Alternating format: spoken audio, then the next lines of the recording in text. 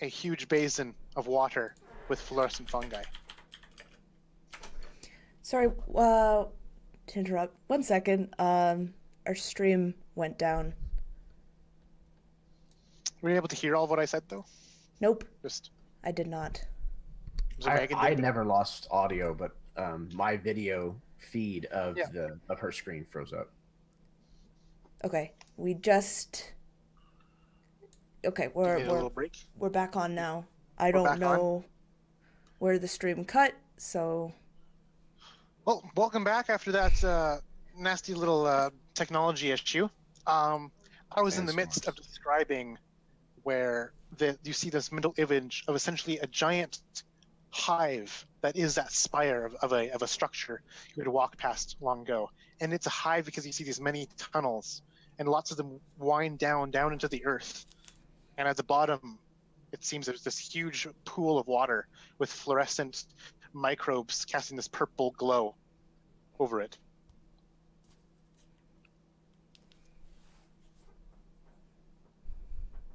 And there's also the corpse of one of these mantoids that's been decapitated by its kin. So, which one was decapitated? The one who seemed to be communicating with Andala, or another one? No, so there's a lead one that's communicating with Andala. Mm-hmm. Another one from this crowd spoke, mandible clacked, and then that one got decapitated. Like by the leader or by someone else? Someone next to it. The next one over. Just decapitated it, and it just crumpled to the ground. And the mantoids kind of just like the two that were next to this decapitated one kind of just like shift a little bit to occupy the space to keep this line. I think Andala would reflexively take a step back when this one gets decapitated. This is a little bit violent. But she's still thinking about that spire in the front that we've passed and the pictures that we just seen. Why aren't you there then if you're thirsty? I don't understand.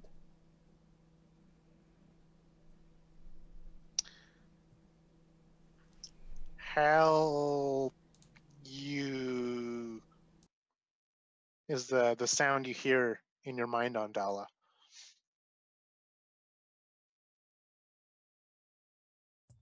You want to help us? Ronin clutch.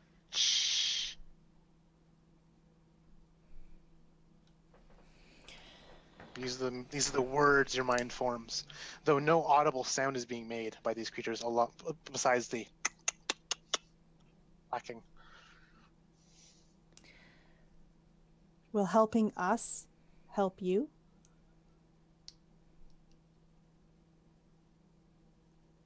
You get a sense that what you said is correct.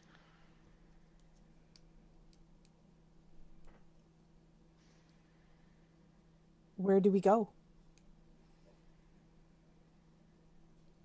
You see that mental image of that pond of water. It feels warm, safe, and secure. It has almost a hypnotic feeling to it that makes your eyes droop. Like you're being held by your mother's arms.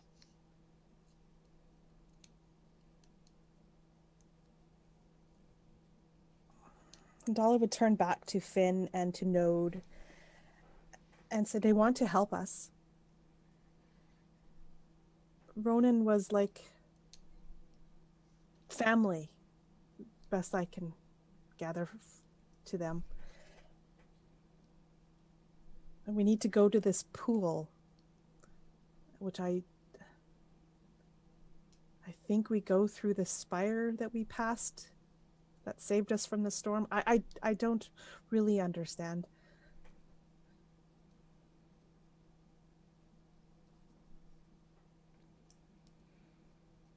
Well, I mean, We might as well, if they're going to surround us and possibly cut our heads off. Maybe ask them to take us. Show us the way. Yeah, Nandala would turn back to the one that's been speaking to her, and she would think very hard about yes. And then show us. It's responded to a mental image of a certain mantoid. What is odd about this mantoid is that its left eye, compound eye, is completely missing. And it wears patchwork pieces of metal over its carapace, something you haven't seen in these 18 mantoids so far. This mantoid also brandishes some kind of gun, a carbine almost. Something that is definitely of human make. You then get the feeling, the sensation of giving something for something in return. A trade comes to the forefront of your mind. Favor.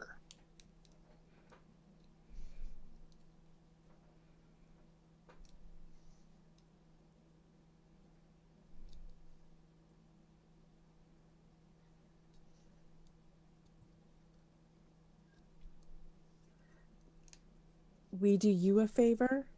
She's just trying to make this. What you say is correct, is what you feel.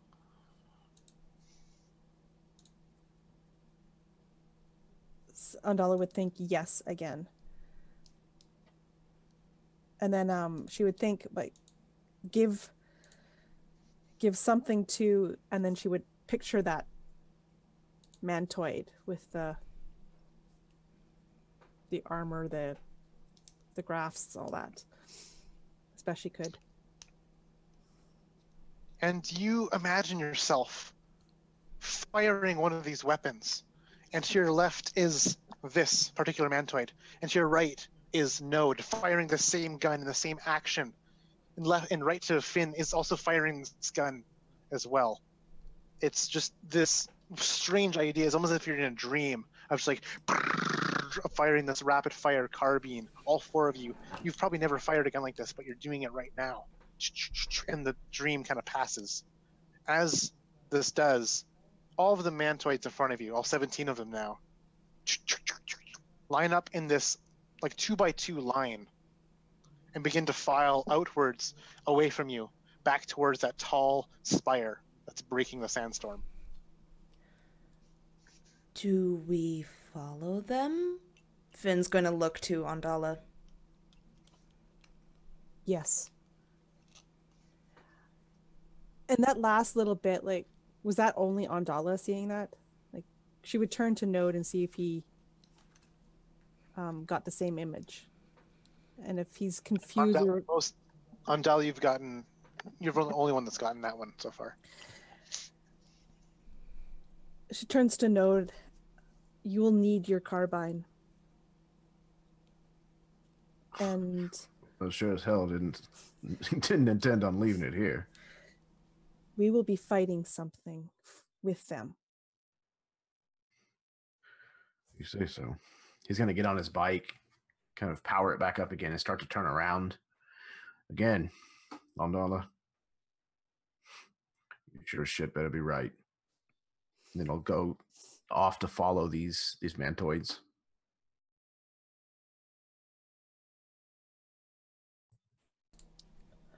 Andala would do the same thing, get on the bike, follow Node. I'm assuming Finn, you'd get on with her. Yeah. You realize they actually have to drive at a pretty slow pace to not pass this rank and file of mantoids. They're traveling decently slow and always in rhythm with each other. as if they were just one creature walking over 17 different bodies. And they lead you to this tall spire, and you wonder how you could have missed it in the first place. You see many of these perforations dotting the entire surface of it, these holes, and the two lines of mantoids. One goes into one hole, the other goes to the next. And the only one that doesn't go into one of these two particular holes is the one that was speaking to you, Andala, that tall one. And it looks to you and clacks. Doesn't make any mental communication with you and goes down to the left hole.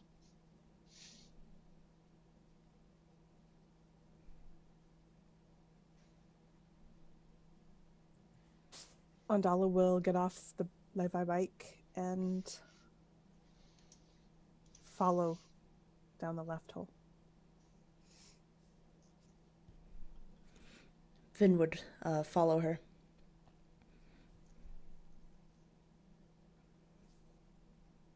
Node gets off of his bike and again, kind of almost like looks behind him as if like, you know, that was freedom and he's giving all of that up going into this place. Damn it. And he grabs his carbine off of his bike and follows. And as you're walking down this tunnel, the way it echoes makes it sound as if it's made of something other than stone, and the way it feels on your feet is different. Maybe you trace your hand along it. I'm not going to force you to, but if you would, you'd feel it has almost like a papery scent, like papery feel, as if like it has the same kind of texture as like a wasp's nest, that kind of like thin papery feel. And you descend down and down and down at points almost these vertical descents. You have to kind of like climb and squeeze your way through. But eventually, after all of this, you've long lost sight of where these mantoids are. But there's only one tunnel so far that leads down. And finally, you see that purple glow hit your eyes. You see this large basin of water reflecting and shimmering with its purple light. And you see dozens of these mantoids sitting, laying, standing all around this giant watering hole, essentially. And there in front of you, you see that same mantoid who you'd been speaking to, as well as that one-eyed mantoid with the metal bits strapped to him and that carbine strapped on his back. And they are kind of clacking at each other. But they pause when their antennae is kind of at your arrival. And there we're going to take a little bio break.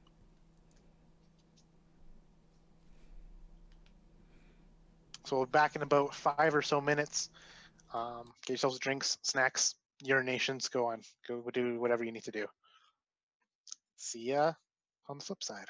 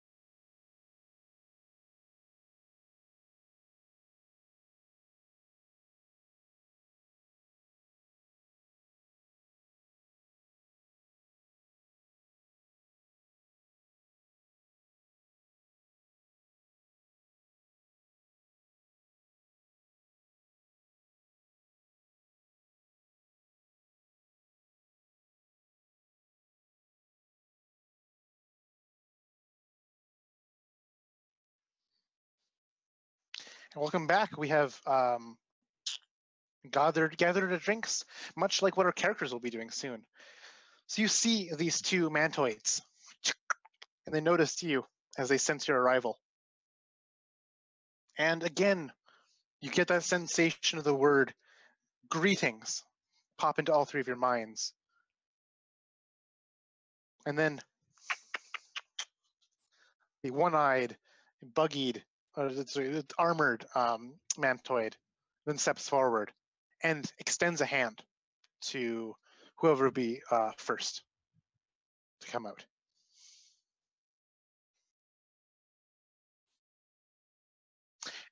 Yeah. And the three of you notice that this mantoid almost acts human in this way. The way they move, the way they extend the hand, it's almost as if you're looking at some kind of just like mercenary warrior, just like showing off their hand.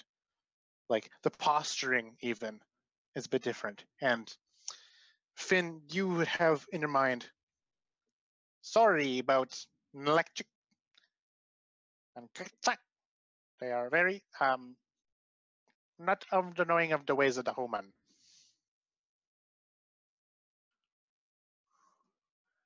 I am Katsa,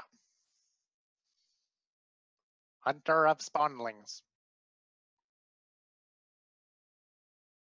I am aware of your connection to Ronan, and it seems we have a bargain in our midst.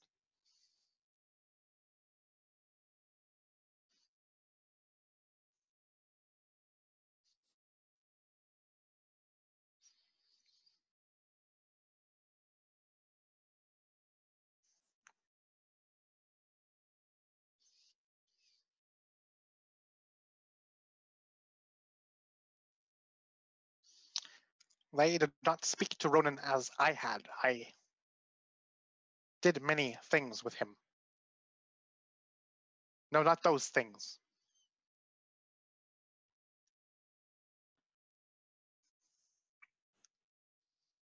I think at that, Andala would look really shocked at Finn. Like, what were you thinking? And you notice that this mantoid still uses like a mental communication, because all he's able to verbalize would be clicks. But this is being broadcast to all three of you, essentially, this conversation. So you're essentially all free to speak and respond as you will. You may call me Pierce, for I know your tongues cannot say click as I can.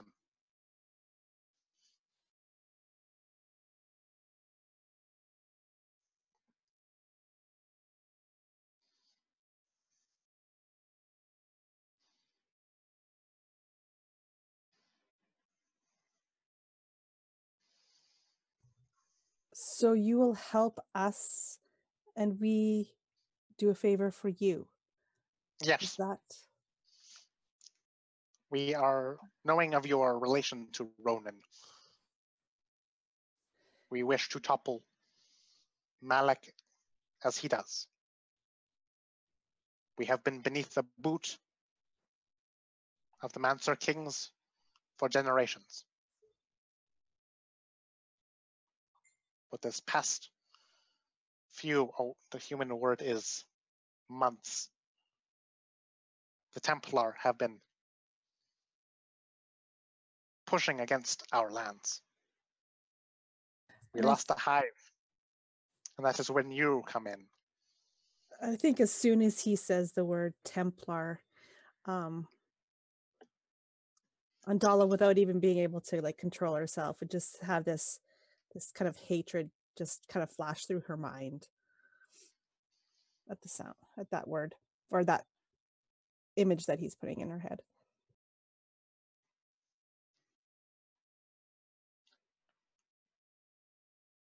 We can provide you safe expedition to the whereabouts of Ronan's prodigy. But first we need something from you. Our numbers have dwindled. We require the militant hands of any allies we can seek You are those allies. So in exchange for passage to Malik through our tunnels beneath the sand, you will aid us in the hunting of spawnlings.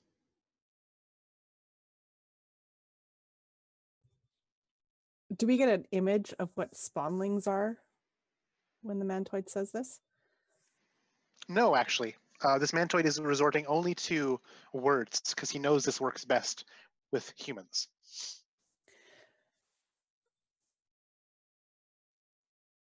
Now,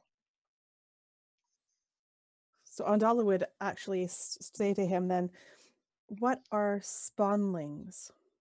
oh, yes,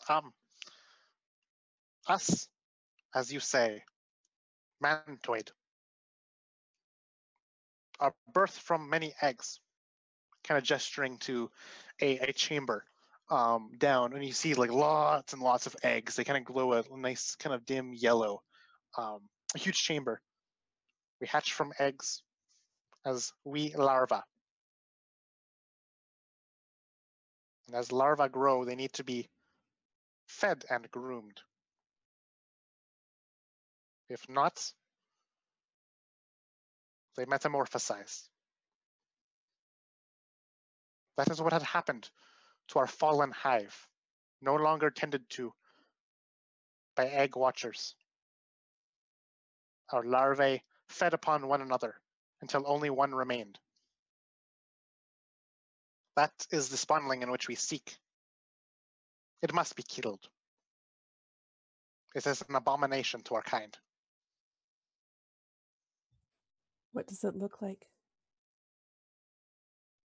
Do you wish to see? Andala hesitates and then, yes. And you're flooded with this mental image of something great and chthonic reaching out through the sands. For those of you who saw the picture preceding this, the game's announcement on Facebook, would see this giant worm as tall as a mountain, swooshing, flying through the air, crushing through the sand, swooping around as it smashes through ranks of these mantoids that are throwing both rudimentary spears at it and some with carbines, throwing bullets upon it. Your kind calls them sandworms. That's one of your misguided children.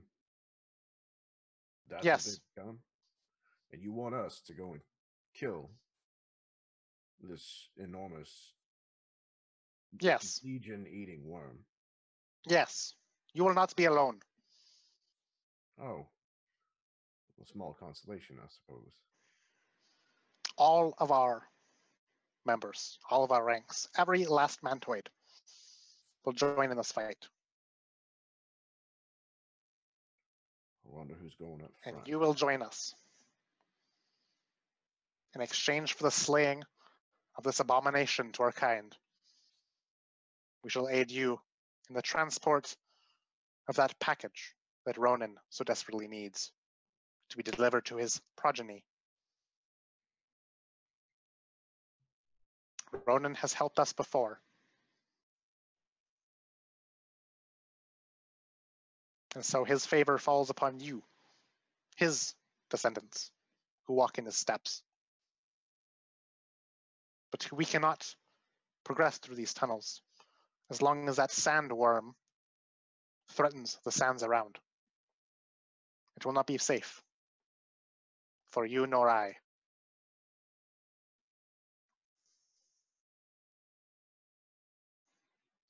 If you wish to leave now, you will die from the sandstorm that scours the area. If you survive that, you will die of dehydration. If you survive that, you'll be picked apart by scavengers in the wastes.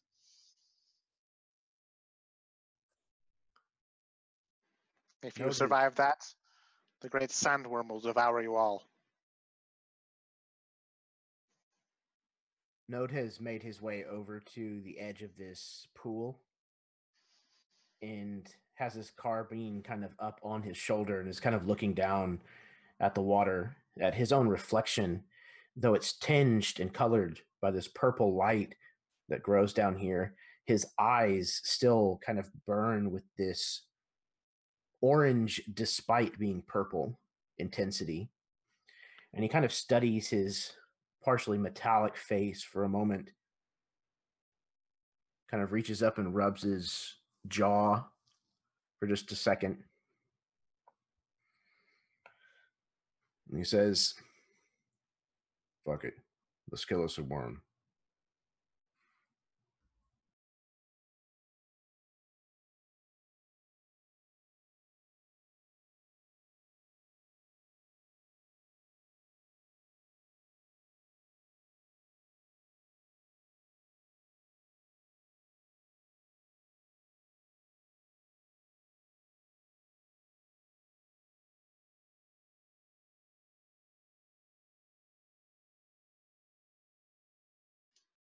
Do you have weapons beyond the ones you wish to wield?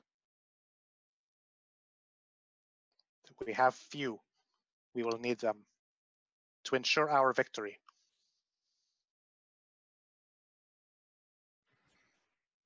Kind of pats his carbine. It's all I've ever needed before. It's all I've got. Very well. I'll task the weavers to work. You have one solar passing day. You have 1 day to prepare yourselves to drink of our fountain and rest and recover. On that day, we will outfit our remaining manted warriors with weapons we need to survive.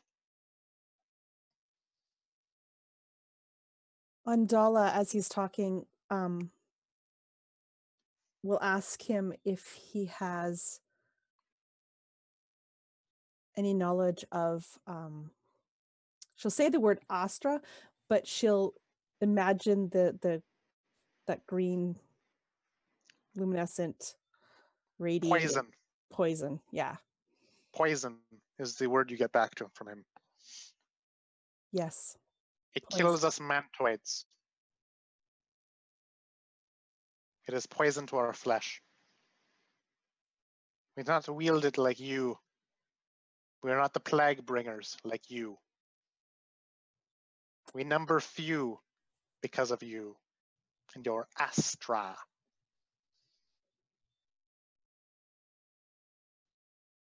I am not proud of it, but the stuff helps me, and it would help me fight against the sandworm. A weapon is a weapon.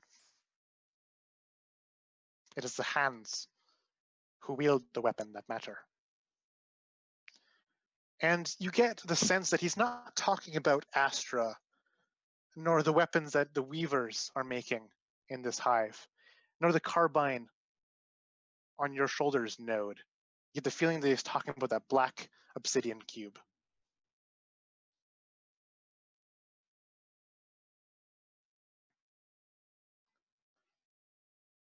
Rest, drink, refresh.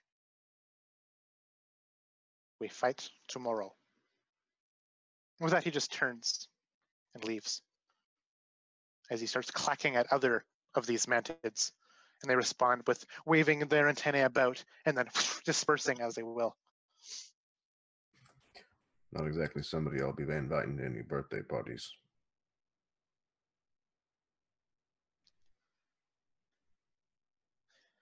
So in this shelter, you have the opportunity for a long rest, if you wish.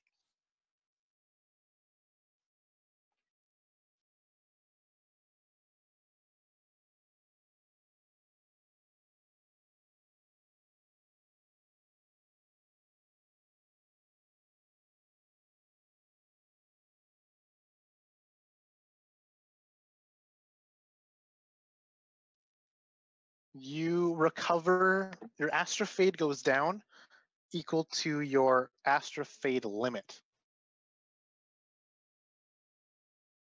So if your astrofade limit is 2, and an astrofade of 5, then 5 goes down to 3 because -2.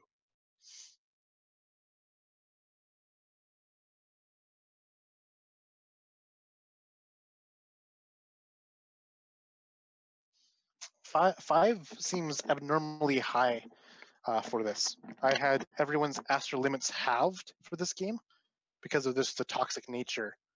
So it would be round. I can't remember. I think I said round up. So it should be a 3 instead of a 5. Yes. Yep. And hit points. As for You go up to regular full 5. Yep, regular 5e. You go up to full hit points, and you get back. If you're level 5, it'd be 2 hit dice back.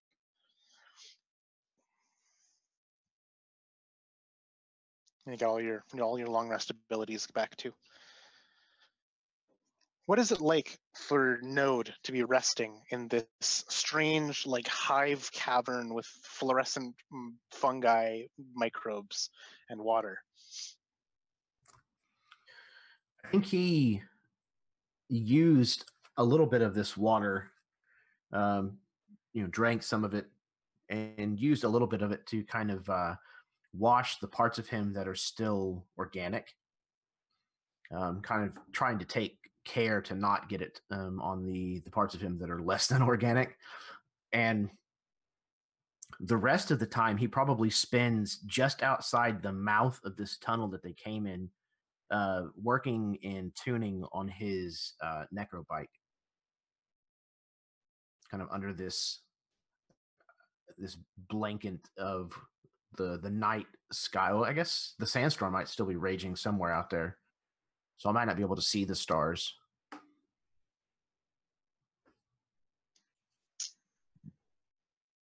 I think one of the mantoids notices this, that you're trying to look for the stars, and it clacks a bit and waves its antenna, and then a little spotlight appears above this sandstorm raging on, where another parting happens.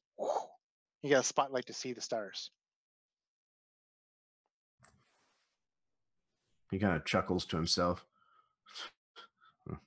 He looks at this thing. Thanks.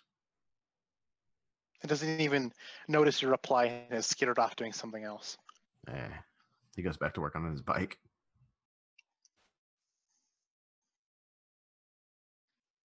How about Finn?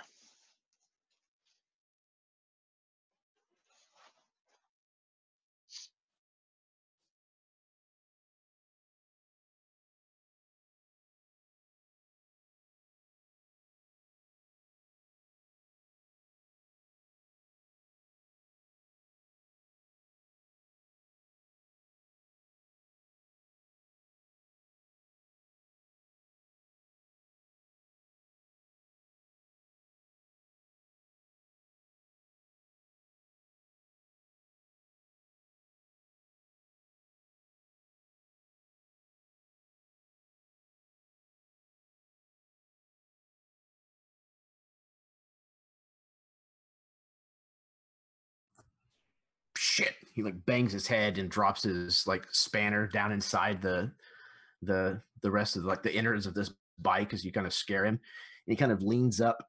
I didn't say that you had.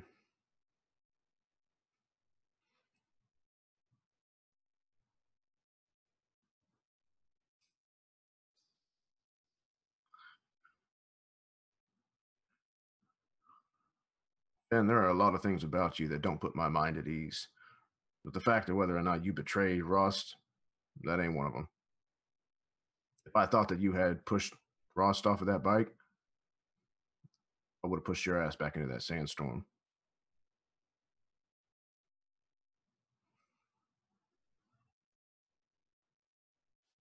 We're good.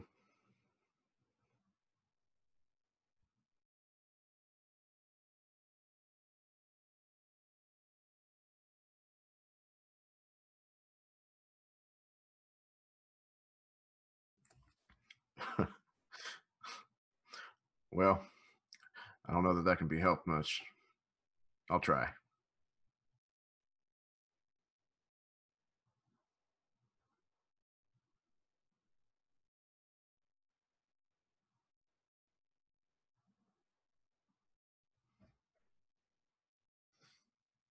It seemed a tad bit ornery whenever you came around.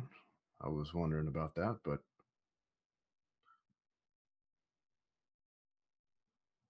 I can see that.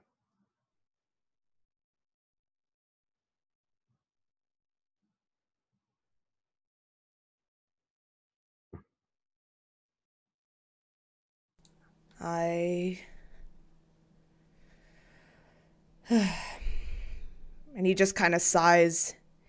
And you see for once his face softens and it's no longer this crazed, bloody look. For once he almost looks human with normal emotions and a normal expression on his face, and you see weariness more than anything else.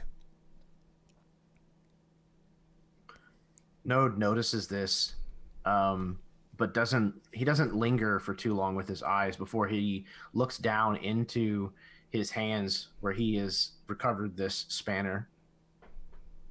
He kind of taps it in his hand a couple of times as he's kind of contemplating exactly what to say. Oh, you know why I work on parts? No. When things go wrong with parts, you can fix them. When things go wrong up here, sometimes there's just no fixing that. This makes sense. This doesn't. So trying to fix this, you're wasting your time. The Mancer-Kings thought that they could fix this. So I commend you for not trying, not thinking that you can. I think that shows more wisdom than most men out there. There are very many people that confuse me with being wise. I won't let it happen again. And he smiles. Though it is so off-putting, he's trying to be genuine, but just the blood coming out of his mouth. Well, I'll leave you to fixing your machine. I'll leave you to fixing whatever else.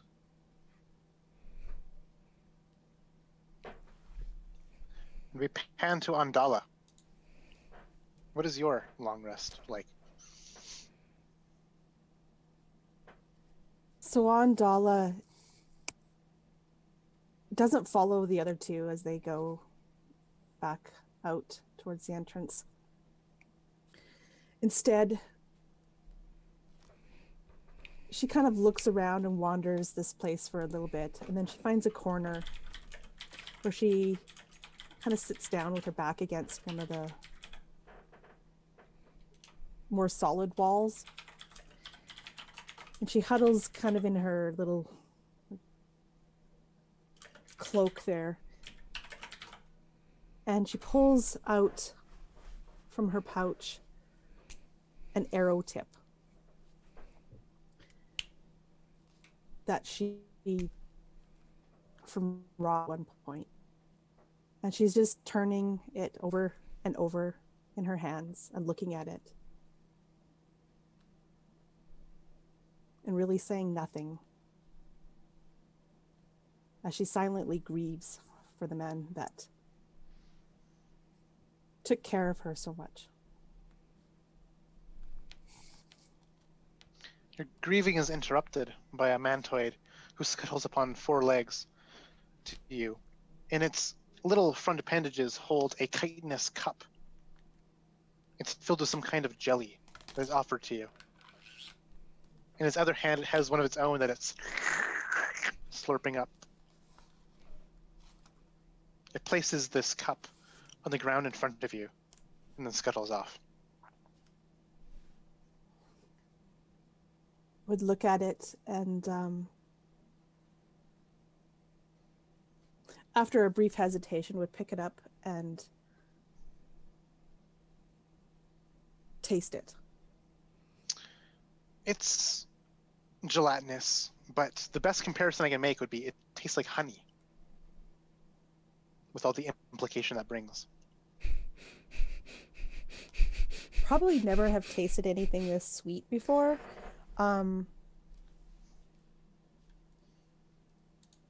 She'd be pleasantly surprised and would probably drink it, or as best as you could slurp it up. Yeah, and you're actually probably able to pour it, those like viscous like molasses. I notice it has a bit of a purple coloration to it. The same kind of purple hue that the biofluorescent microbes have in this grand chamber. And it tastes sweet and it goes down well. Probably use my finger to, get the last little bit out of it.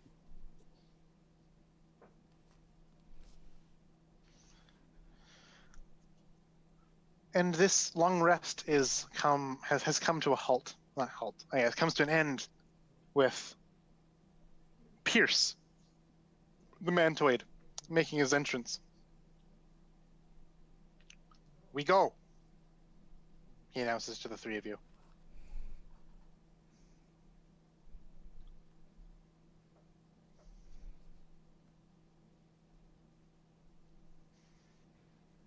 Finn would nod slowly and follow him.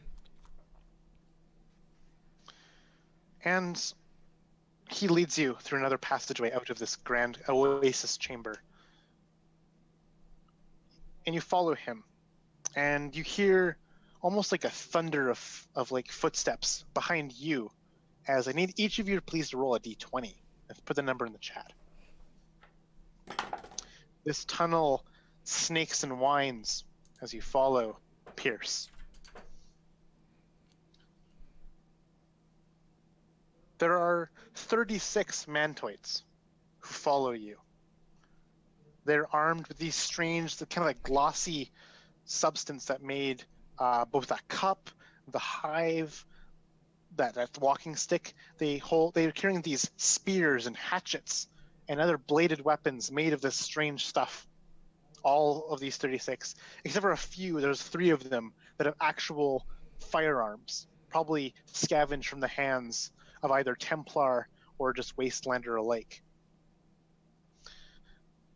And as you're weaving your way through this dark, Pierce continues to kind of like monologue and debrief you on the situation happening. We have lured our progeny to a nearby safe zone through the use of pheromones. This will be a difficult battle. Be careful of its abilities. They have been augmented through natural selection, you might say. Abilities such as this. And as he raises his hand kind of goes through a bunch of different things. First, it becomes invisible. Then it pops back into reality. Then it kind of gets blurred as 2 hands kind of supersede each other. Then goes back to normal. Then small bits of dust start to hang around this hand and then fall down. He's basically demonstrating these abilities that mantoids have.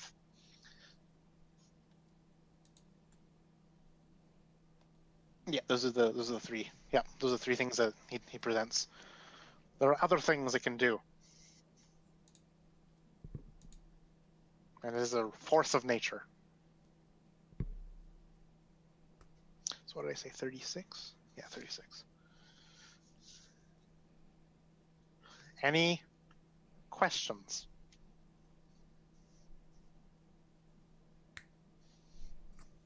Anything that maybe it's weak against?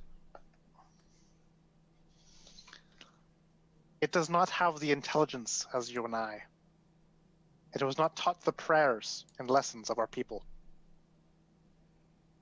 It has not counted, nor has it ever learned. It will be dumb like a beast. We use this to our advantage to lure it to this great trap we have lain. And you said that the Astra was poison to your kind, more so than it is to us. Is this also Yes. true for this worm? Yes, our bodies cannot metabolize it the way you do. It kills us. He kind of levels a knowing look in the direction of Andala and Finn.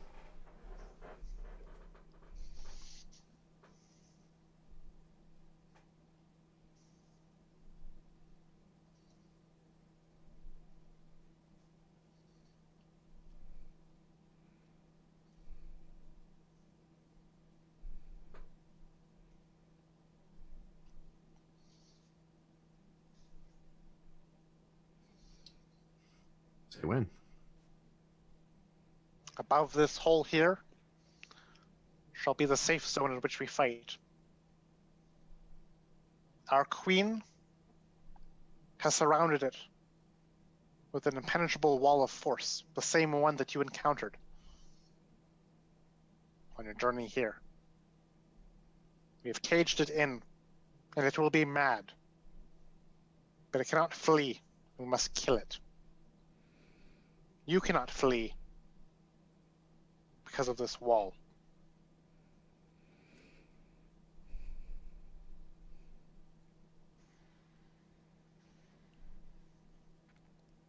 And we go now. And as he says now, he scurries up this kind of like this vertical thing, flips open this trap door, kind of like almost like a trapdoor spider, more than like something made out of human hands. It kind of flings open, and you see kind of just dust hanging in the air and the bright light of sunlight. It's the open air, and he kind of reaches down to grab the next one who's there, the next in line. We'll say it's Andala. Pulls up Andala, and then pulls up Node, pulls up Finn, although is a bit hesitant to pull up Finn, seeing all the just like the lacerations and tumors and bumps and other kind of nasty festerings all over his hands. Just like, has to steel himself for a moment and then pulls you up, Finn, as well.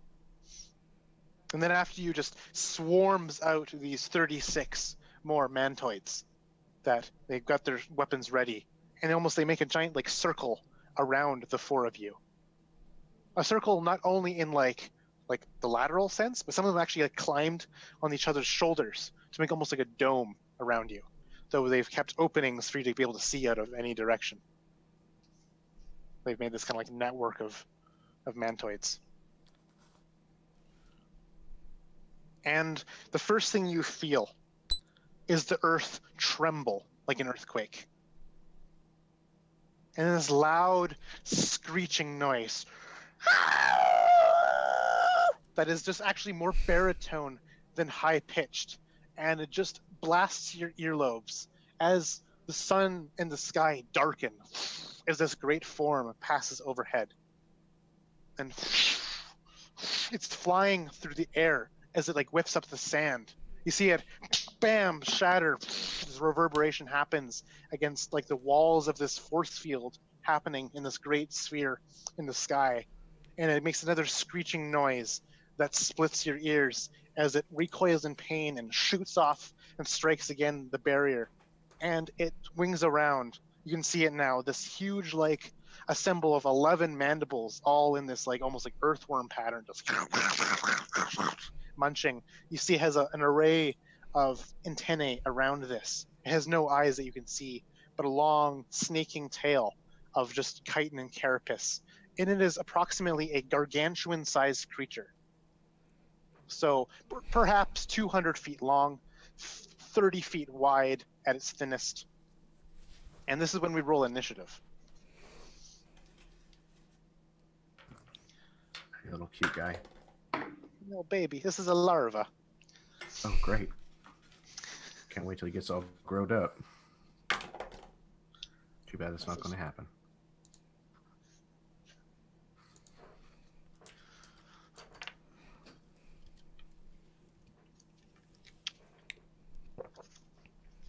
Thank God it does not have lair actions. Whew. All right. We got mantoids. And then we got Andala. Then we got Node, Finn, and then the larva. All right, down to hit points. Oh boy. All right. First up, the mantoids have formed this formation around you, and they hold fast. None of them fire. Essentially, they're sort of giving you cover. But then Pierce from within kind of climbs up on the kind of, I guess, the butts, the abdomens of some of these mantoids. You realize that the way their abdomens are being held act as almost like a bunch of handholds and footholds and outcroppings for you to actually be able to like crouch on them and shoot out holes, or like use them to climb up much easier. And he's kind of perched up inside one of them. His other non-dominant hands are also like holding him up, like in a weird kind of spider climb way, as he uses his main hands to hold his carbine, and he tracks it in the air and lets loose just a spray of bullets. Unfortunately, the beast is a bit too far away, and none of them make their mark. Undala, what do you do? How far away is the creature? Like It's any about part of it? 40 feet in the air, but like completely over you. Andala would take one of her vials, the syringes, and jam it into her leg. And then as the green, sickly liquid kind of fills her veins, her hand would start to glow, and this pulsing, repulsive light would shoot through the hole that these mantoids have made, would shoot through it and towards the creature, shooting Astra bolt as this sickly radiation. And I've pumped it. I've boosted it to do more damage. So hopefully Sweet. that would be an 18 to hit. 18 hits it Perfect. as this bolt of radiative energy, gamma radiation, just flies off.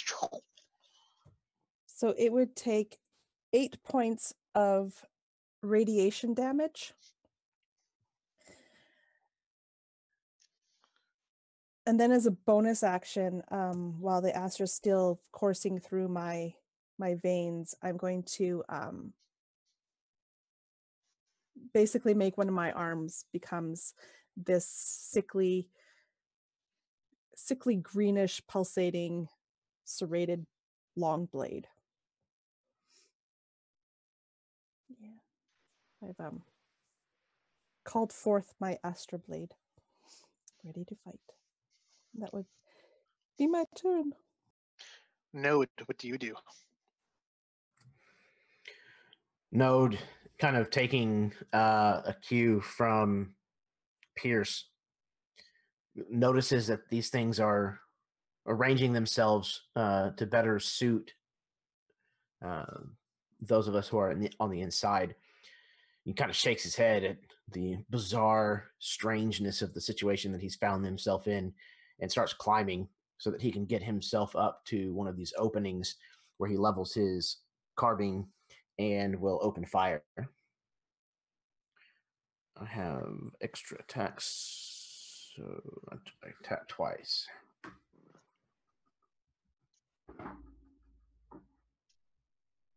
That's probably not going to work. Oh no. Okay. I got a 10 total, and then the second roll was a 1 with a 7 total. So neither of those hit. I think that you have a bit of a trouble maintaining balance as this cage you're inside of mantoid bodies does fluctuate a bit at like the huge passings of just force and wind from this thing flying in the air.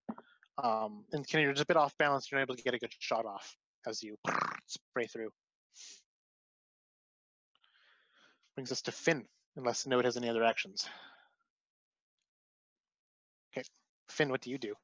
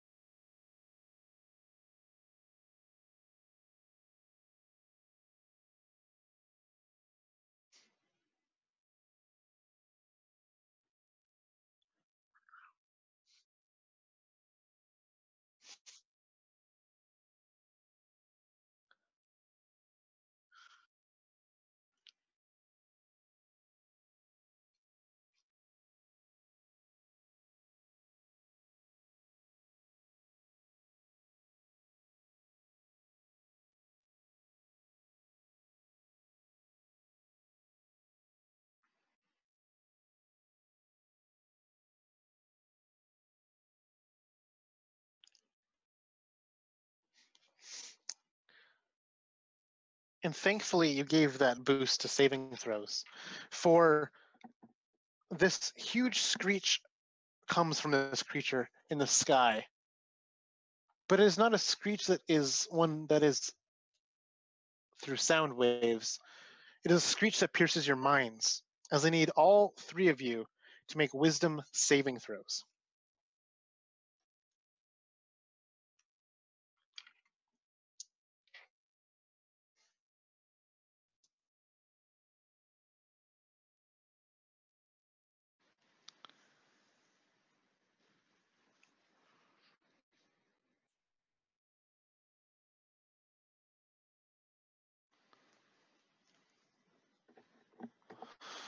And so Ondala and the area, so Ondala, that was with the bonus d6, right?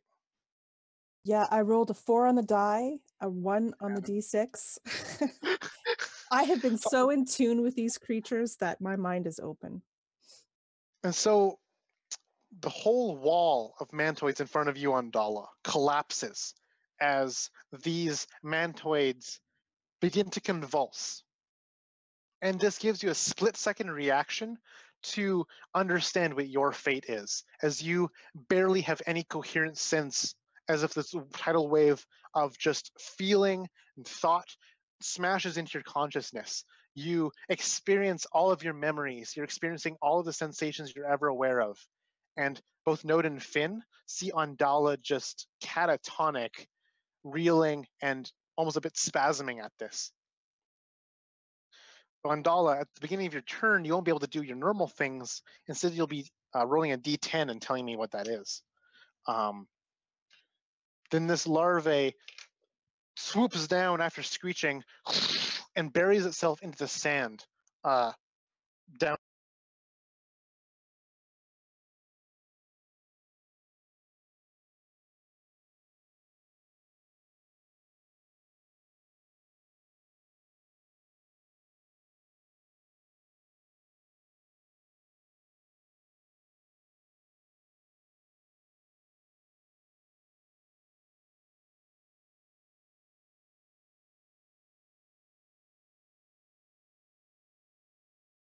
Just run away into the sand. Others stand there confused, but the rest of this cage kind of almost like they reconfigure their formation to pinch off that hole. So now they're a bit more sparse and spread out, but the dome remains intact.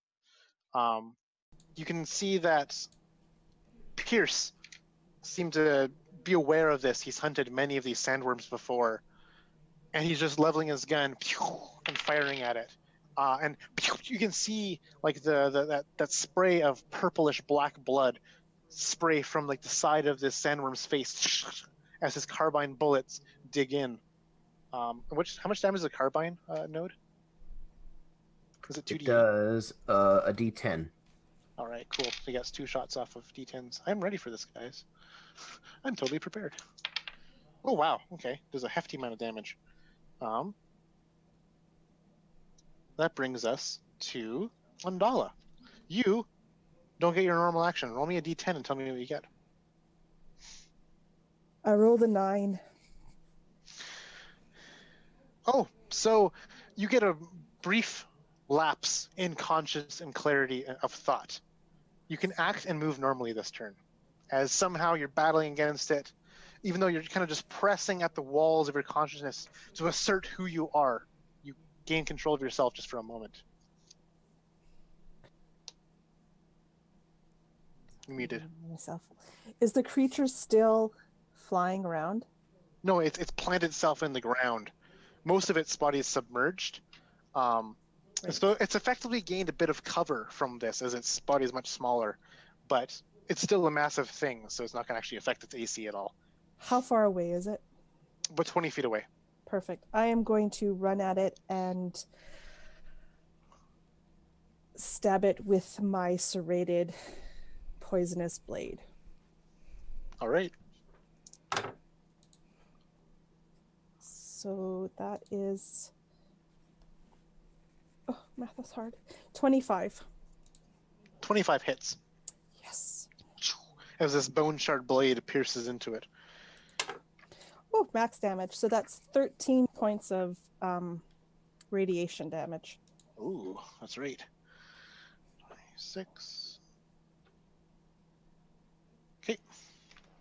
Have any other actions beyond moving and attacking?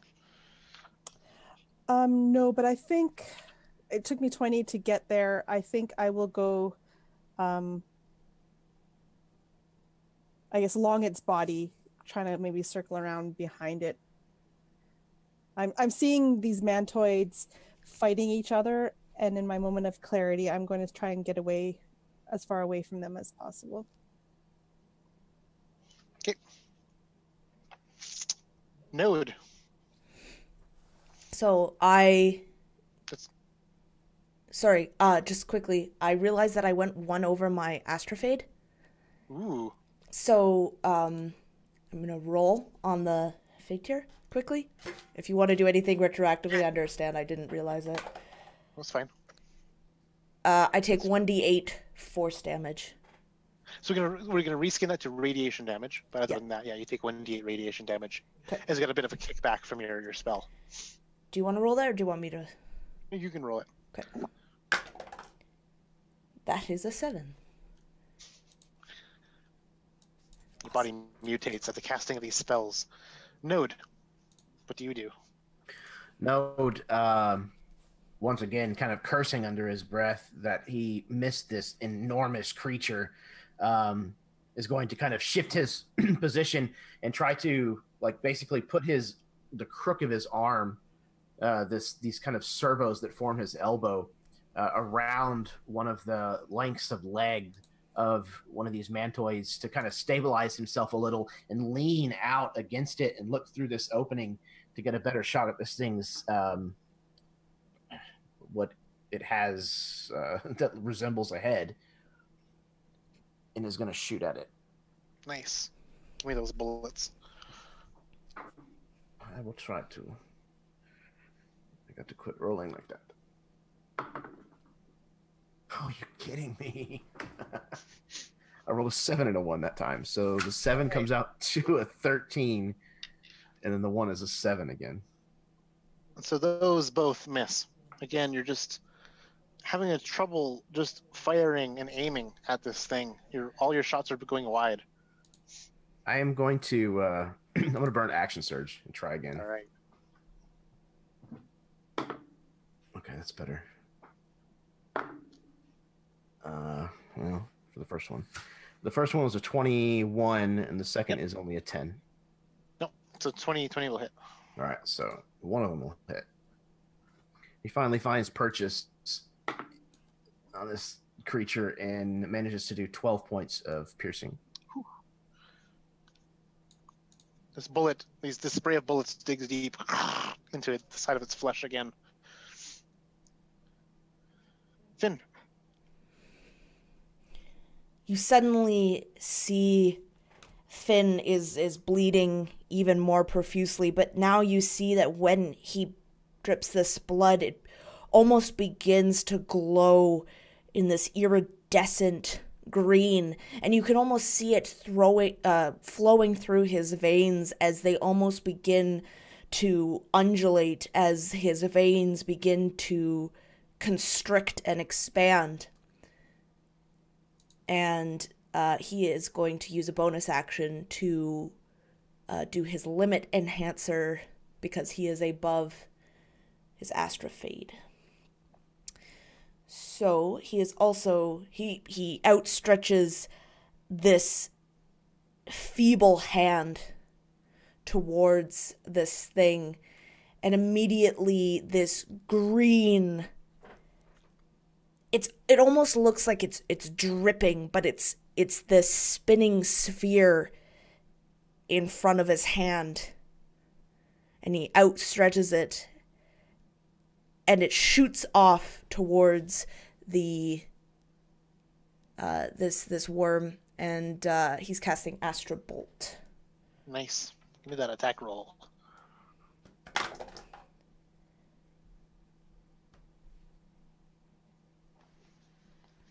$24. That is a hit. Okay. And he's going to upcast it so that this worm all of a sudden becomes bathed in this green color, and it glows and it's luminescent, and it almost matches the undulation of Finn's blood as it's going through his veins, and this is going to make the next attack against the creature have advantage. Oh, awesome! How much damage do you do with it? That's 1d. Here's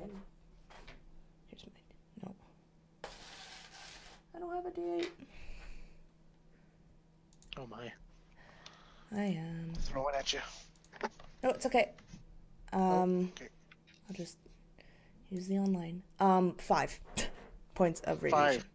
Yep. Doubles to 10 because of his vulnerability. And so you just watch this creature just like sickening and start to like boils emerge underneath the chitin that actually like burst out and cause like eruptions of flesh that burst between these cracks and nooks of the chitin. You got a kickback from your Astrofade, I betcha, from this. No, I can. So this limited enhancer enables me to do 1 boost without increasing my Astrofade. Gotcha. Yep. Cool. Sounds good. I was hoping for more radiation madness. No, it's coming. And now it's the larva's turn. As it looks down upon you, Undala, this thing that tried to dare stab it.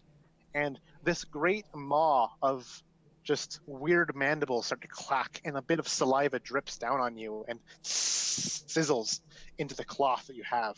The antennae kind of whip around to the front, and they like almost like graze your skin, but you realize they're barbed, and little micro cuts appear on your skin, as it's almost like a bunch of paper cuts. And then it just comes down instantaneously, maw open, trying to swallow you. That is going to be a 24 to hit, which I'm going to dare say hits. This is a lot of dice. 1, 2. Yeah, it hits. I'm at 17 right now. I don't have enough d8s. Oh no.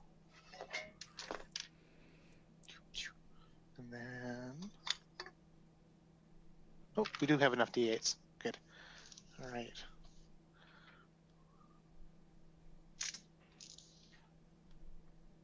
So it's going to be 16, 18, 26 points of bludgeoning damage and 15 points of psychic damage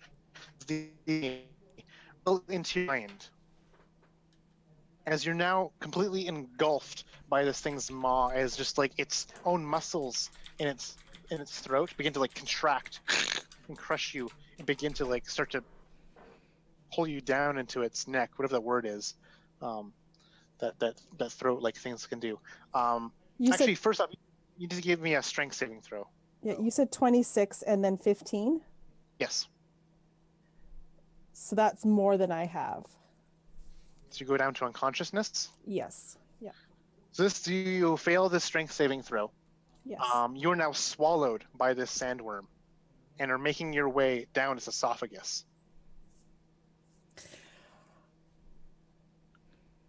Yeah, I should taste probably fairly horrible. I've got radiation all over me.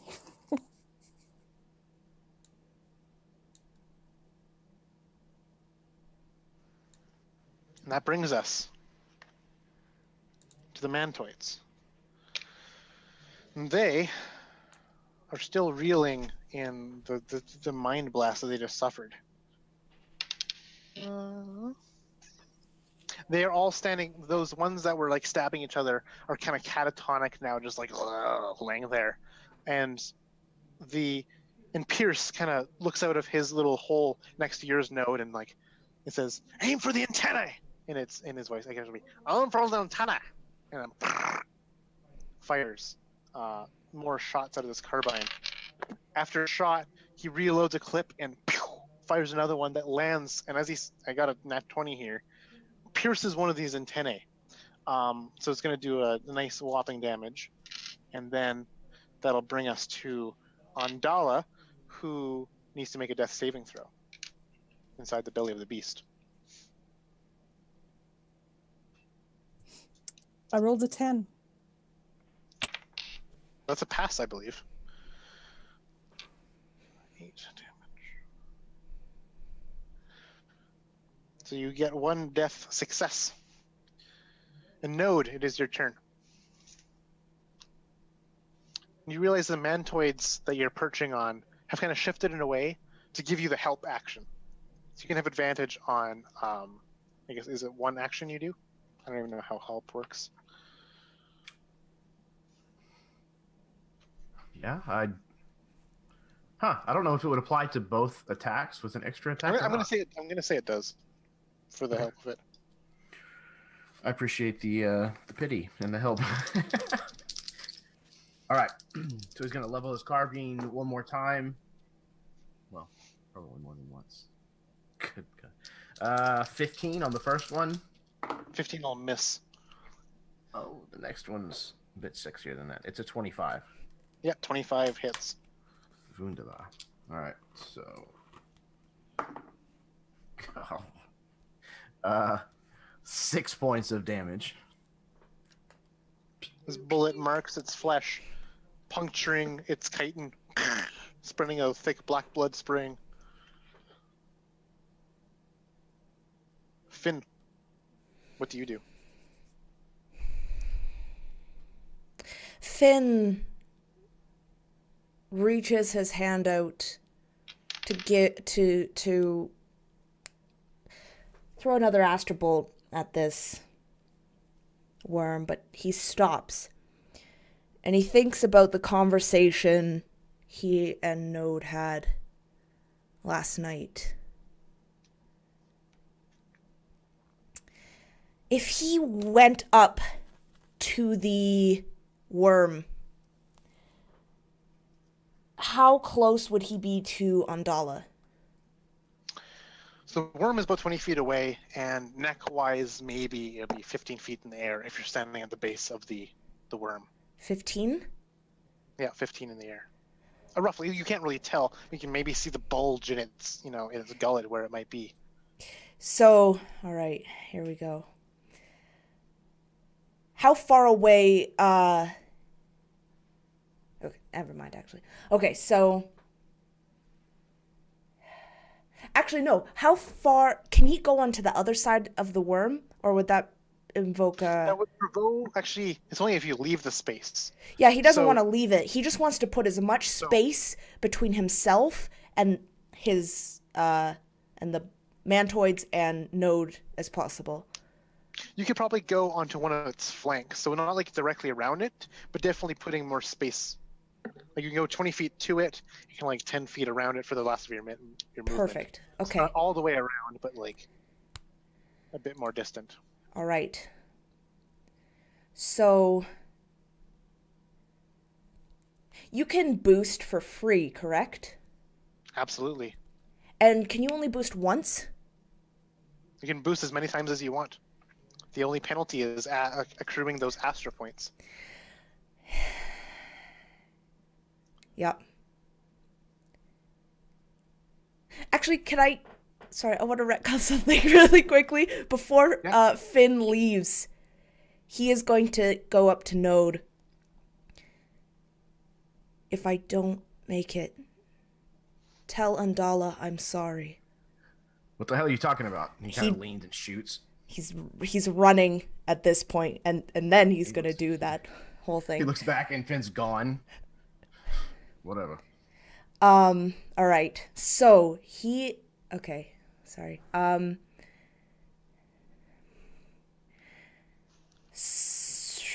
right. So he's going to cast Astra Infusion onto Andala. And he's going to boost it up twice. Okay, I gotta do some math here. 1 second. So, okay. So that's 1. Plus a free 1, plus another 1. Open. So that's 2 with that. So he's going to increase her maximum current hit points by 25, and he's going to have her gain advantage on their first death saving throw. So does that spell boost up her maximum hit points or her current hit points? Hit point maximum and current hit points. Oh, so if you're at 0, you go up to 25, and you have 25 more on top of your maximum.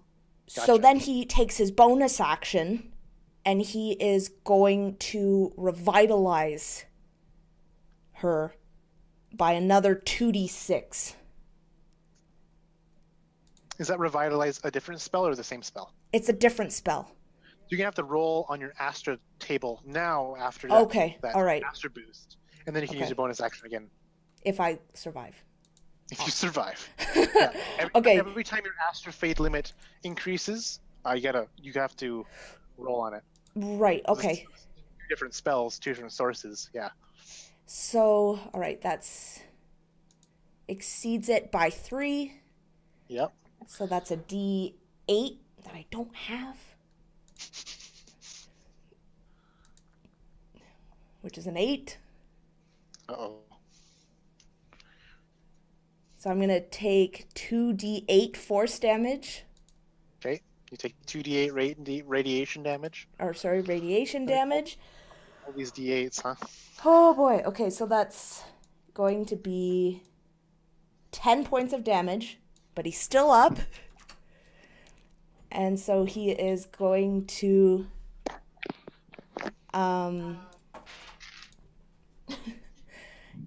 then he is going to use his bonus action to heal her another 2d6.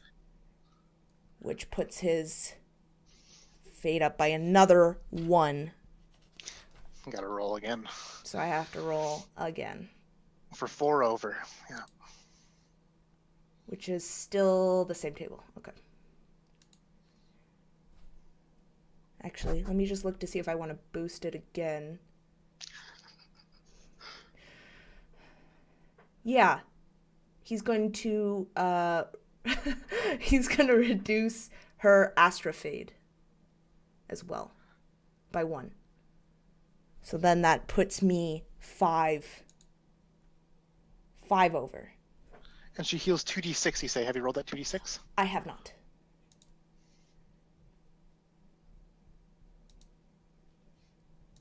And that is going to be 7 points. All right. And then it's going to roll a d10. And I want him to explode. Come on.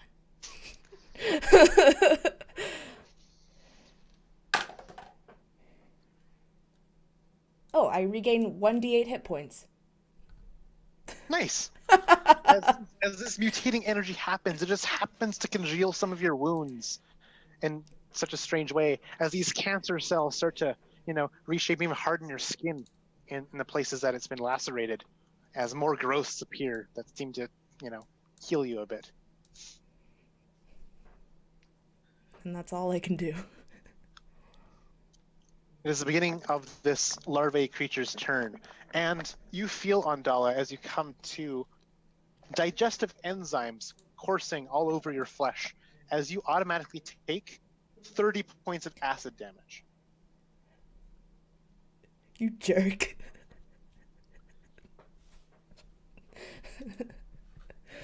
I'm still alive.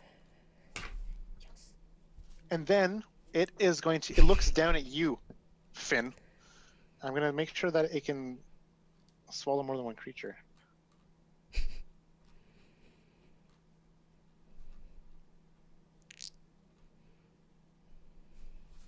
No, you can swallow multiple. Yeah, it goes down, and it's going to try and do the same thing to you, Finn, just and eat you. So that's a 16 on the die for a 29 to hit. 39.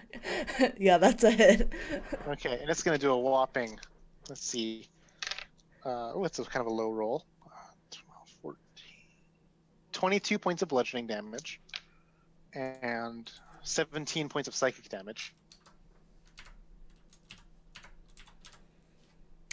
So that will outright kill me. That puts you to 0 and then to your negative hit points. Yes. Andala, you are Wait, sorry. Oh. 22 points? Is that what you said? Minus 17? I said 22 plus 17 damage. Yeah, so 39 in total. Yeah, that's going to put me down. I die outright.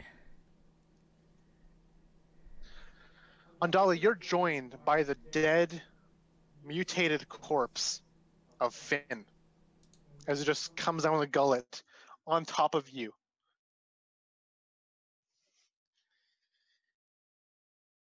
The mantoids hold firm in their positioning as Pierce just lets go another shot.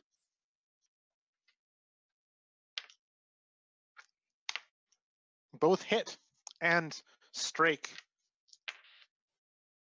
This actually does enough damage to cause the sandworm to regurgitate all of its swallowed creatures. So I'm reading the stat block. So it just like pulsates this spray of bullets, boom, boom, boom, boom, on kind of up its weird like throat area, and just like spits out in a pile of acid. Dead Finn and almost dead Andala there in the sand, and that acid, these enzymes from its gullet, mix with the sand and make these weird kind of pustule things that start to kind of begin and boil and kind of make popping, fizzing, gaseous sounds. It's almost down, Pierce says. Node, what do you do? Actually, sorry, Andala, my bad. You're now out at whatever fragment of life you have left, as this sandworm has just regurgitated you into the sand around you.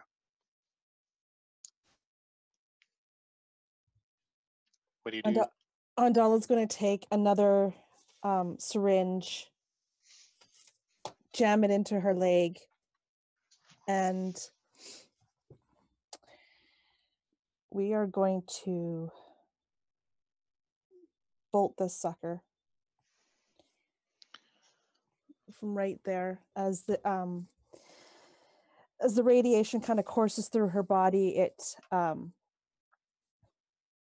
She just begins to glow almost all over, and then she's going to let loose the bolt straight at it.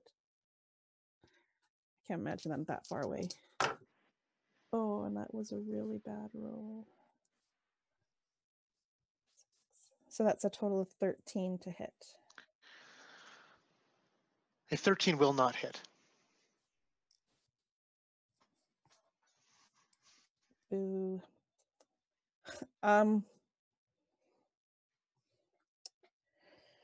So then as a bonus action, again, I'm going to stand there, solidify this radiation that's surrounding her, and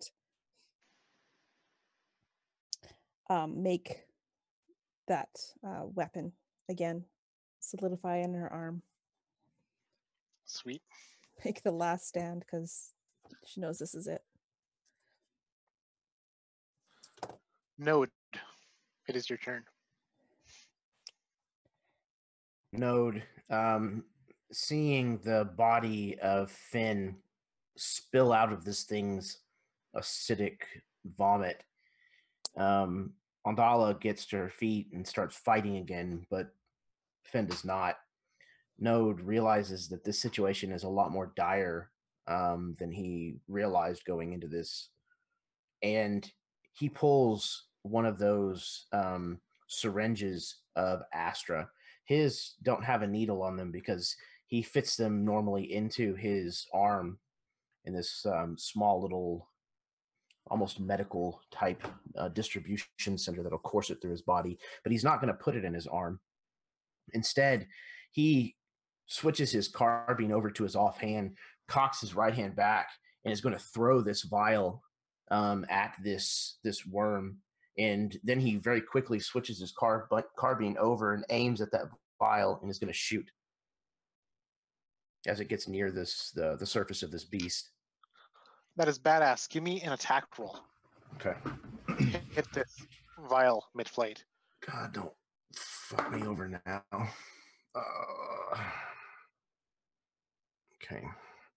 The first shot is a 9 total.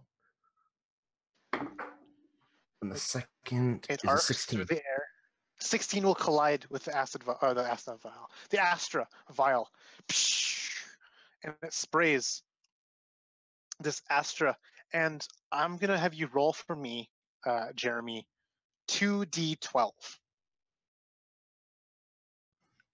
right. Hold on to your butts.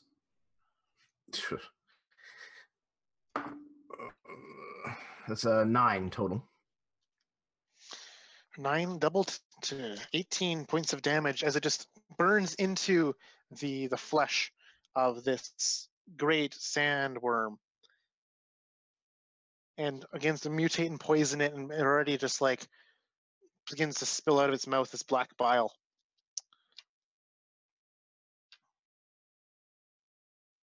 And next would be Finn, laying catatonic in that pile of vomit.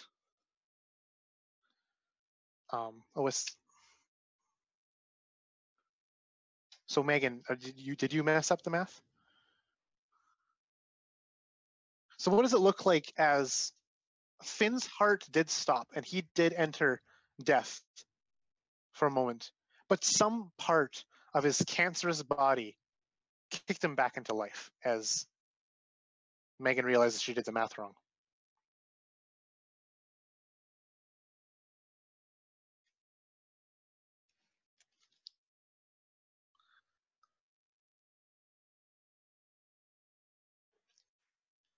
So you're there making death saving throws instead of outright death, correct?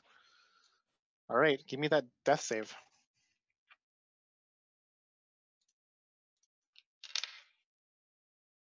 That is a failure. Despite your mutated body holding on, it's fast fleeing. The larva, now distraught, wrenches itself free from the sand and takes off to the sky, where it makes another screeching sound and then hangs above over this this gathering, this, what do you call it? This formation of mantoids with a node and pierce within, and it's just going to regurgitate more acid from above as it rains down.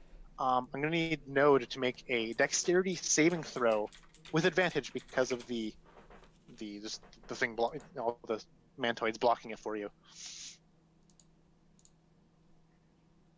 Even with advantage, it's only going to be a 9. All right, you're going to take a full regurgitation. I love comments out of context in these games. So you're going to be taking 20 points of acid damage. Yikes. All right. And so the Pierce takes only 10 acid damage as he's like kind of singeing. You notice that a lot of his armor's catching it. It's even corroding right then and there. And at this point, he chitters something and his antennae wave. And so to the remaining mantoids that lived, there's only 6 of them that live still after this acid regurgitation. But they clatter and clack in response, and they disperse now, breaking formation, and they pick up the 3 carbines that exist between all of the mantoids, and the rest have spears and hatchets. And they now start to begin open fire at this thing, dealing it some damage. And then this message goes to you, Node. Breaking up the formation. Let's breach our walls. Andala, what do you do? So the creature's now in the air, flying above me. It is. Yes. Yeah, so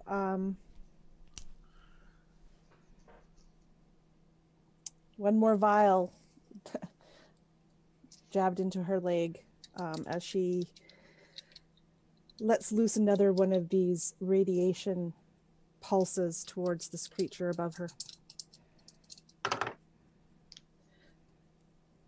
That would be a 27 to hit. 27 hits. Okay, and this is boosted. Yay, I rolled 2 ones. So that is 2 points of radiation damage. Well, good thing he's got vulnerability.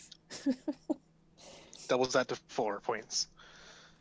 As this just like And singeing sphere I strikes it. was boosting it, so it also now not only does it just, I guess partly this bolt as it hits it kind of just fizzles, but the creature is outlined in the radiation, and so the next attack is going to have advantage, and that puts me 1 over my Astrofade limit.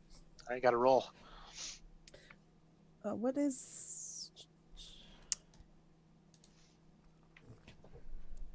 It's what, D6 for Yes. that one? Yeah, D6. I rolled a Yeah, but 5. I fall to the floor.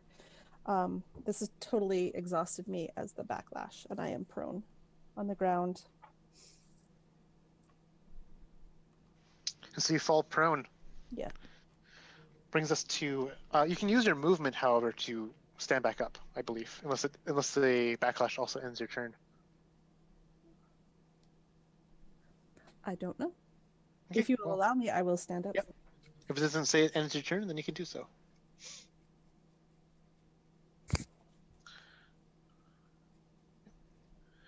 Yeah, no, I will stand up. Yep.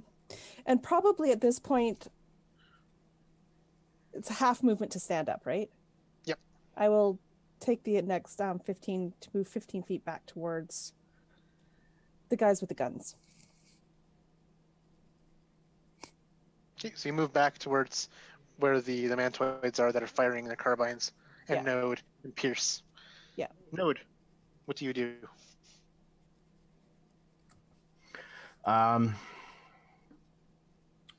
Unfortunately, I think he's out of just about every other trick he could have, so I think it falls back to the carbine. So you get advantage from this because of the spell of Vandala. Oh, that's right. Good. Okay, that is a 24 on the first. Yep, that'll hit. Good. And a good God, and a 9 on the second one. Yeah, 9 will not hit. Damage-wise, it's going to be 15 points of piercing damage. It's max. And you can do anything else with this turn as you just pelt more bullets into its hide? I think he kind of moves forward to where Ondala had just lost her footing and like tries to almost like grab the back of her like clothing or armor or whatever and almost kind of like help her to her feet the rest of the way and like try to drag her back a little bit to try to put just a little more distance if possible. Finn, make me a death roll, please.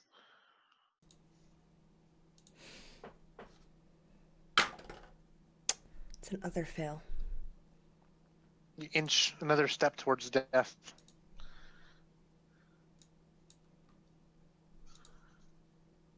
This sandworm continues to swoop ahead, and as it does so, a lot of wind begins to gather.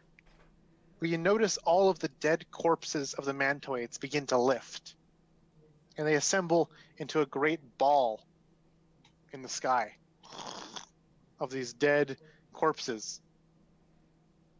And they get this ball of mantoids gets flung as a great meteor downwards at, I guess it would be Ondala and Node. Let me just quickly check something. But it'll be a dexterity saving throw from the both of you.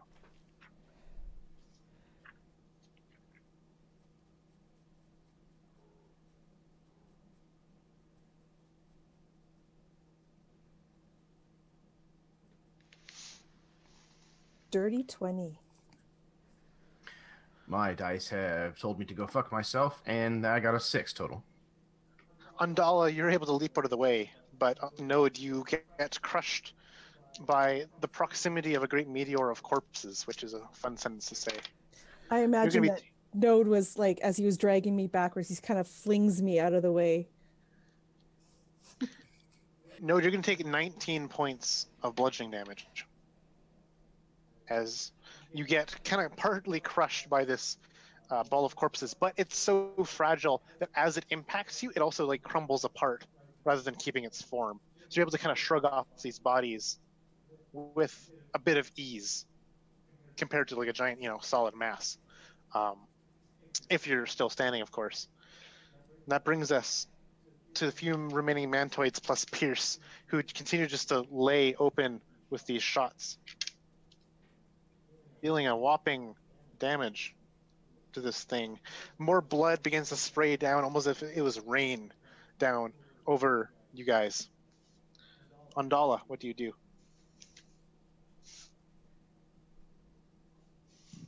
I believe I can. I'm just checking spell. Yes, I can do it without. She's going to call forth that radiation that's coursing through her body and let one more bolt fly at this creature.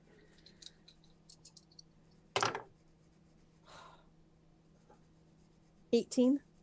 18 hits. Oh yes, let's roll higher than a 1. So 4 more points of radiation damage. Okay, doubles to 8. Any other boosts on this thing, or just pure damage? No, that was all I had. Yeah. Okay.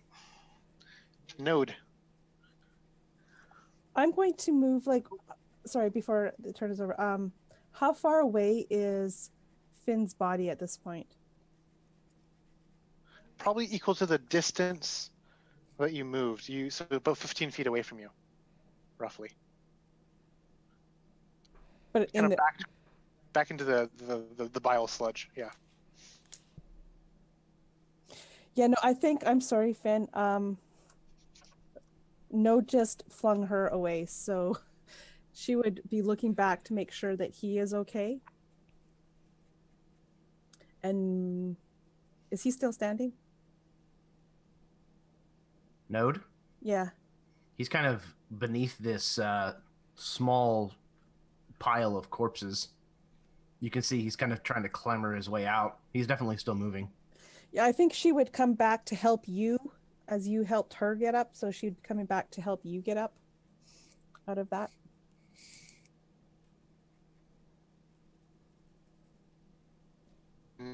Notice your. So as he's kind of pushing his way past these these corpses, he kind of reaches up with his hands and he's pushing one of these dead mantoid husks kind of off, but there's like this this whirring coming from his left arm that doesn't sound normal. There's kind of this smoke almost kind of pouring out of the openings between the striated metal that kind of forms these false muscles.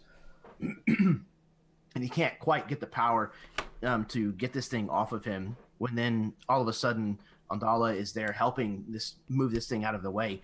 He looks up, just kind of gives her a nod and climbs out, reaches down onto his belt and pulls one of the devices he has there, the mender that he carries, and he's going to run directly towards Finn. I realize that the area around Finn is not exactly fantastic footing, but I do have traversers, so I can ignore difficult terrain. Perfect. Yes, this would be difficult terrain, but you can just, cyborg legs through it. Okay. Yeah, so he kind of looks at it, kind of checks the area, and then just picks a very quick path, and he just kind of starts leaping from small little safe space to the next one until he's able to reach Finn. The menders, I don't know exactly what they might be in this setting. Maybe, again, some kind of like massive jacked up syringe with like some kind of like a small motor or something attached to it, almost like a tattoo gun. Yeah, yeah, I can see that. Yeah. So he like pulls this thing out, and I think this sounds right for the setting. I think he's gonna jam this thing right into Finn's heart, like, you know, right between two of his ribs, and start this little motor thing going, and it's just like hammering this healing kind of straight into her veins. I feel like there's a few settings on the mender. It's like resuscitation, injury. Like it can like stitch together like with a stapler, to, Yes. wounds. It could like send an electric pulse to hearts and all that stuff. It's just like this jacked up Omni tool, but for fixing corpses. That's awesome. I unfortunately do not have written down what a mender does. I believe it's just a healing potion, 2d4 plus 2. Oh, sweet. Okay, 2d4. That's what I'm gonna say it is for now. It works. Okay, so that's 4, and so that's 6 points back to you total. And there you go, Finn. 6 points. Thank you. Not yet. Get up.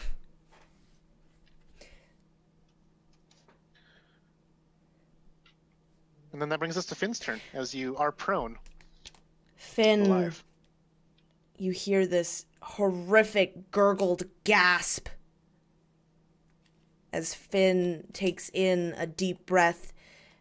He opens his eyes and he looks blearily up at Node. And he sees this worm still there, writhing, and he reaches his hand up as if he's going to accept Node's gesture, but then he quickly outstretches his hand at this worm, and he is going to do the limit enhancer again. Yeah, I can do that again. And then he's going to shoot an Astra bolt at this worm, boosting it to do 2d8, which will not put him over. Give me that attack roll then. Alright. Wait, sorry, I just need to make sure.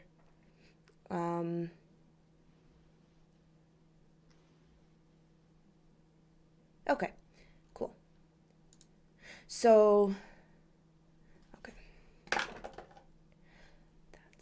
an 18. 18 hits. Right, 2d8. Here we go. That is a 12. 12, and it doubles to 24. You doing any other boosts to this spell? I already did. Yeah. This is the boost of damage? Yes.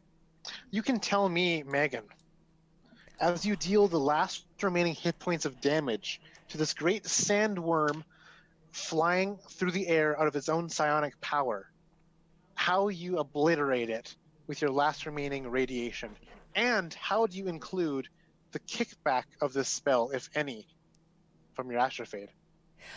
So it wouldn't do it because I did the limit enhancer as well. So just wanted to make sure. Yeah. All right. So describe it for me. I imagine that you see Finn's eyes kind of flick over to the worm for a second, and he slowly reaches his hand up, and this ball of, like I said before, this circling, melting, green, glowing orb just shoots out of his hand, and it hits the worm, and you can see as soon as the sphere hits, it radiates out like veins, like these green veins in this worm, and it's almost as if the worm goes rigid for an instant as these veins climb up this worm as if it was a statue cracking. And then with this loud explosion, the worm explodes in the sky. And all you see is raining down these green steaming chunks of flesh. And Finn looks to Node and he smiles. Most of his teeth, I think, are missing at this point. And he smiles and his head is lifted a little bit. Is Undala okay? He kind of looks over in Undala's direction. Yeah. Yeah, I think she's all right. Are you? Well. Finn just nods, but his head slams back into the ground. He closes his eyes again. But he's still breathing, it's just very ragged. You got a hell of an arm.